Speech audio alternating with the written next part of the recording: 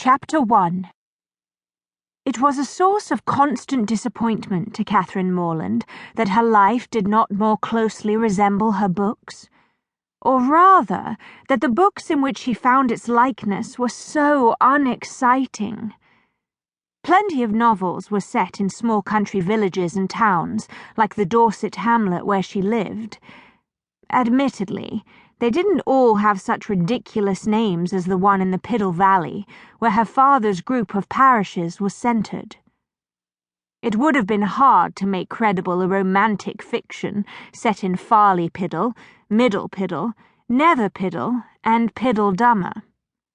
But in every other respect, books about country life were just like home, only duller, if that were possible. The books that made her heart beat faster were never set anywhere she had ever been.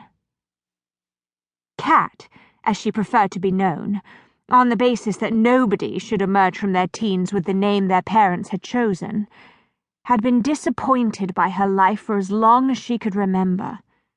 Her family were, in her eyes, deeply average and desperately dull.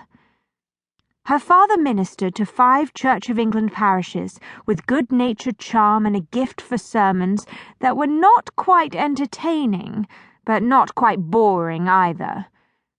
Her mother had given up primary school teaching for the unpaid job of vicar's wife, which she accomplished with few complaints and enough imagination to leaven its potential for dreariness.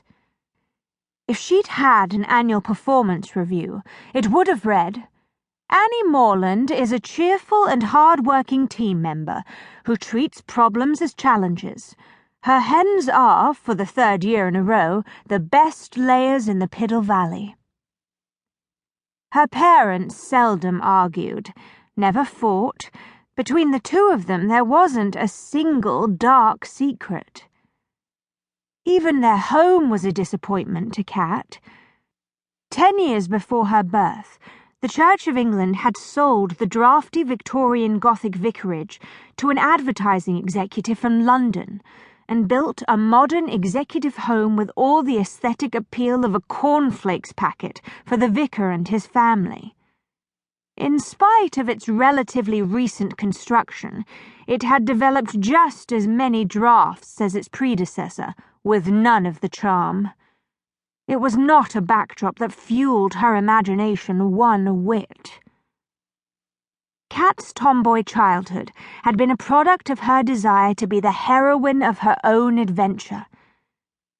The stories she had first heard and later read for herself had fired her imagination and given her a fantasy world to play with. Her delight at having siblings, older brother James and younger sisters Sarah and Emily, was largely due to the roles she was able to assign them in her elaborate scenarios of battling monsters, rescuing the beleaguered and conquering distant planets. For most children blessed, or cursed, with so vivid an imagination, the natural outlet is school.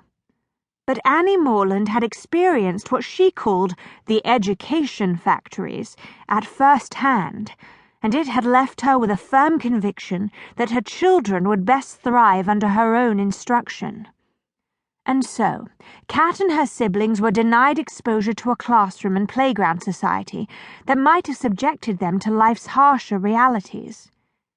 No one ever stole their dinner money or humiliated them in front of a roomful of their peers. Instead, they came under the constant scrutiny of a mother and father who wanted only the best for them.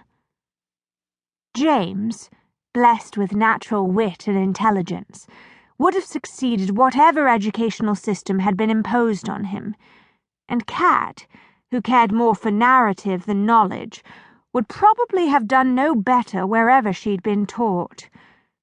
They would certainly have become wiser in the ways of the world if they'd escaped their mother's apron strings, but had that been the case, their story would be too commonplace to hold much interest for an ardent reader. Their only significant contact with their peers happened in the small park that had been created